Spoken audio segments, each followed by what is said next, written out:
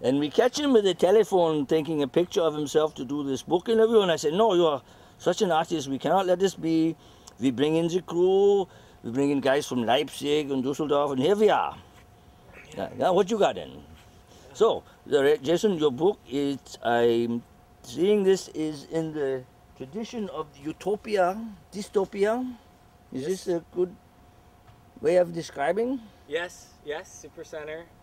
Simulacra as well, you know, a world and contained world kind of thing, which is a favorite thing to me. I just find it hilarious, just the idea of people living in a confined space that is an absurd place. And my favorite stories all seem to be similar.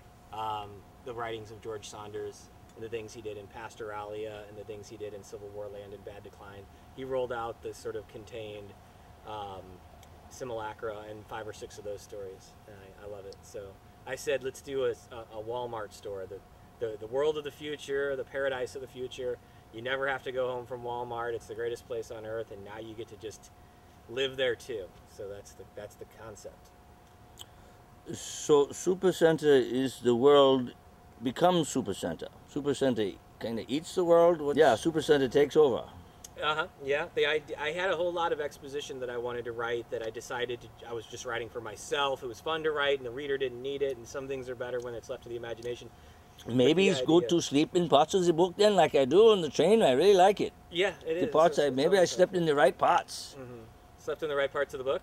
I'm thinking so your I eyes were love the book. Scanning it over as you slept. So you just kept turning pages as you slept. Man tut was man muss. Ich kann nicht anders. We have a book here. Is this kind of the Mauling America syndrome? Is this the same? Morning in America? Mauling America. Mauling of America. A bear.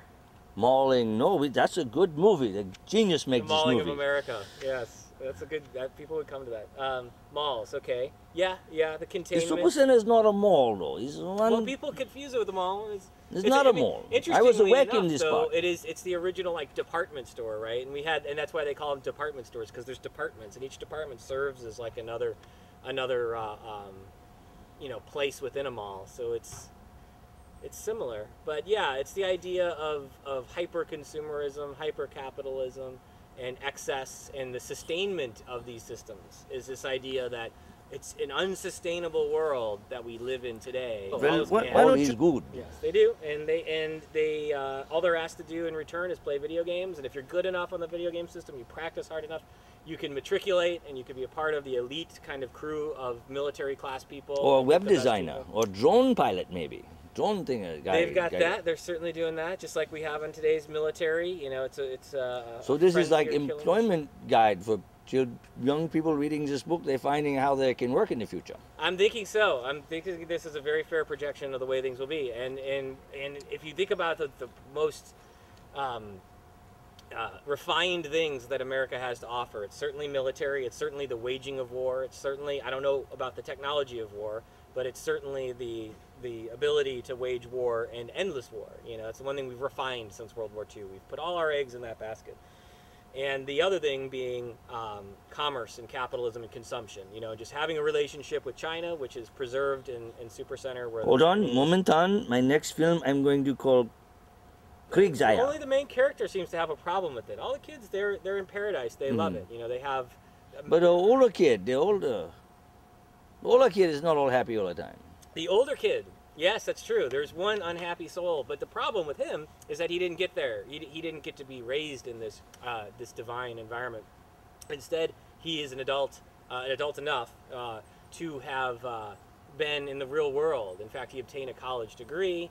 He is the spiritual light of the story, and he goes to the Supercenter sort of under false pretenses. He's sort of coerced into joining up with them.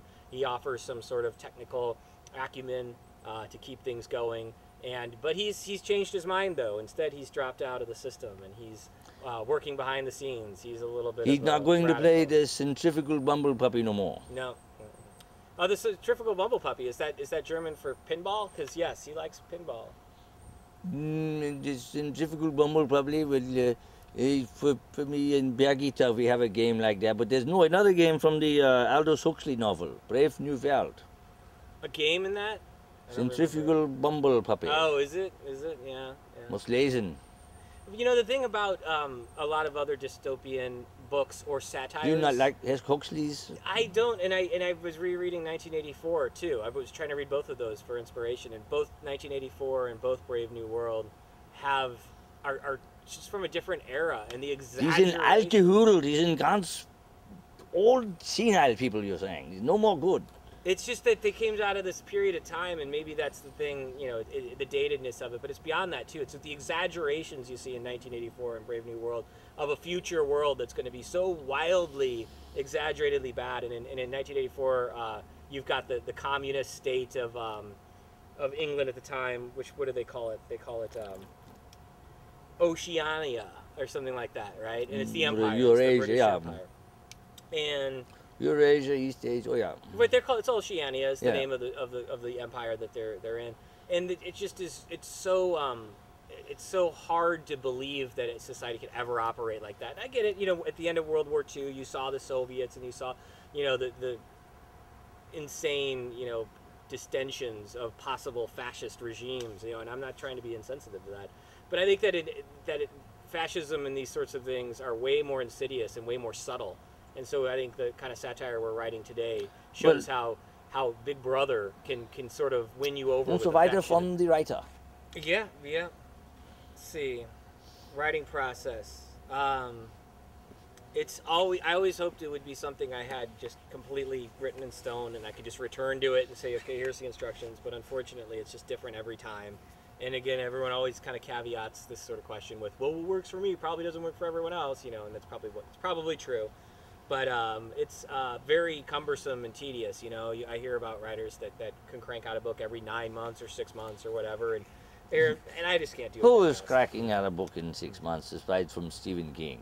Not even Stephen King, just a lot of the people, genre writers and stuff. You know, the Bizarro folks are doing that, and other people writing fantasy. They sit down and they write it in a one linear straight go. They go back and they edit it, and then it's off to the editor, off to the publisher. So they are mechanistic, but you're like wild harvesting. You're going out into the nature, you're picking this mushroom and these herbs and flowers, and you're taking them back, and you're not knowing where you're going, you're finding what you see. That's true, and I spend a lot of time in the woods. I spend a lot of time in these things are coming together that organically must sort of ferment in you. We're sitting here together in the forest of Forest Park, Oregon, Portland, Oregon, and this is the very forest, the contiguous forest that I hiked the trails of, oftentimes I have it with me, a little handheld recorder in hand, so I don't have to bother writing it down, but I'll walk, get the blood pumping, get the oxygen in the brain. You're getting money from recorders and the Taschenol, the Domaine de la Romane Conte. I'll tell you the name of it once the check arrives from the maker, but there's none better than this. Let me tell you, they're peerless in the industry. So just get that check to me, and then we'll put that in the notes. We'll put that in the show notes. Ausgezeichnet. Und eines für mich auch, bitte. And then my favorite pen, I will go ahead and plug them because I like them. They don't have to give me money. This is Lamy Safari. Do you writing with this pen? This is helping. Do you do a lot of drugs when you're writing? Do I what? Do you do a lot of drugs when you're writing? Drugs. Drugs. Rauschgift. No, unfortunately, not really. If they work, I would. Marijuana is a great dissociative drug that allows you to get out there and get wild ideas and kind of test the water with a lot of things. It's a lot of scattershot, shotgun, but it's good. So then you're finding this Portland is a good environment for the writers. There's a lot of, kind of the hipster poser, pretentious, pompous, like proselytizing little. I'm too reclusive to meet those people. Unfortunately, I only know a handful of people, but I just like it in general. I like the forest. I like the outdoors. I like St. John's. It's all good. St. John's. They should put a check in the mail about this time since I already mentioned it. They can just get me back on that. Sure, they have a booster club. Chamber of Commerce, they probably write checks for this sort of thing all the time. It is so warm and sunny and dry here all the time. I'm liking this. You don't want to, yeah, that's true. It is kind of not that all the time. It's mossy right now. It's January 30th, 2013. All right then, Jason. What, you have something more to tell our readers and from Deutschland and from the ganze Welt, from everybody here? We're showing to others, not just you Deutschen people, and Yeah, let's see. No, I think we covered everything. Thanks very much for watching my video. Supercenter is available for download on ebook and in print. Na, so denn. Tschüss.